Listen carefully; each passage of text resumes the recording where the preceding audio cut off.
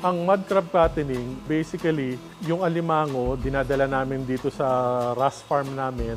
Una, sa mga payat sila. At isa pa, kinukuha namin sila sa mga supplier namin na syempre, mas mababang presyo kasi payat. Dito namin sila patatabain.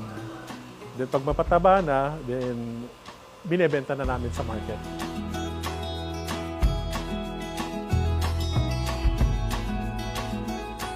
Bale, sa apat na variety ng alimango na available dito sa Pilipinas, pinakamaganda doon for fattening is yung dalawa, which is yung Sillia serrata, yung tinatawag nilang bulik, at saka yung Sillia paramomosain. Sila kasi yung masasarapang mga laman. Tapos yung mga aligi nila, sila yung talagang nag-aaligi talaga ng malambot at malinamnam. Ang mga mud crab kasi, number one, meron silang cannibalistic in nature. So, nangangain sila ng kapwa nila alimango. Para ma-prevent yun, sa crab fattening using RAS, merong tayo mga tinatawag ng mga boxes. So, bawat isang alimango, nasa loob sila ng isang box. So, dun siya kumakain, dun siya lumalaki. So, since magkakahiwalay sila, hindi sila nagkakainan.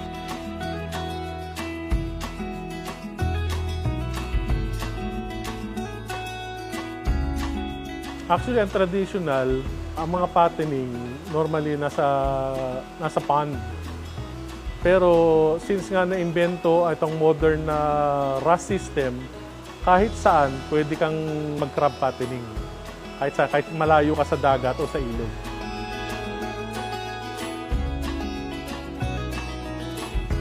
Pag isang alimango galing katulad sa aming RAS system, paghawak nyo pala sa kanya, number one, halos walang amoy. Walang amoy siya, tapos malinis. Wala siyang lumot, wala siyang putik. Tapos pag kinain mo, manamis-namis siya. Malinis siyang salasa at malinamnam.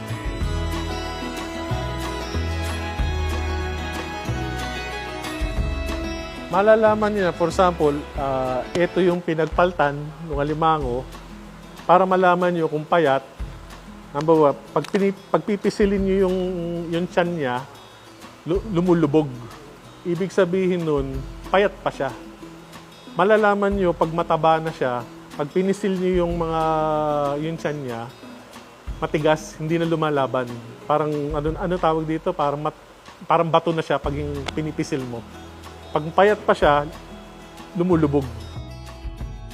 For example, mga class B o halos class A na, mga 2 weeks lang, mataba na yan.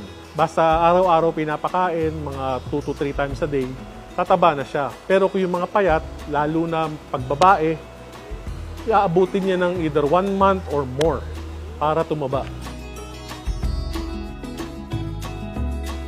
Kasi dito sa Wavecrest, ang minamarket namin, ang mga alimango namin, being organic.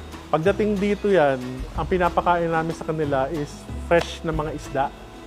Either galunggong, tawilis, or sapsap, pisan, flying fish. So, yun yung mga pinapakain. Fresh talaga yun. So, pinapakain namin. So, high in fat siya, high in protein, mabilis siyang lumaki.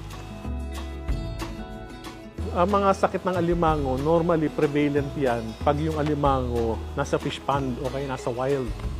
Kasi may maraming external na forces na pwede magkasakit yung alimango. Pero pagdating dito, pag sa RAS system na, walang sakit dito. Hindi nakakasakit ang alimango namin dito. Kasi nga, dumadaan yung tubig sa malinis na physical and biological and UV filtration. So, yung sa UV pa lang, kung meron mang sakit o germs o pathogen na nasa tubig na pwedeng madapuan yung alimango, pag dumaan yun sa UV system namin, mamamatay siya. So, malinis yung tubig at halos hindi nagkakasakit ang mga alimango namin. Sa mga interesado magsimula ng crab fattening, ang unang-una kong nare-recommend is mag-aral, mag-research. Tingnan muna yung merkado, kung merong available na merkado na bibili sa inyo ng mud crab sa lugar nyo.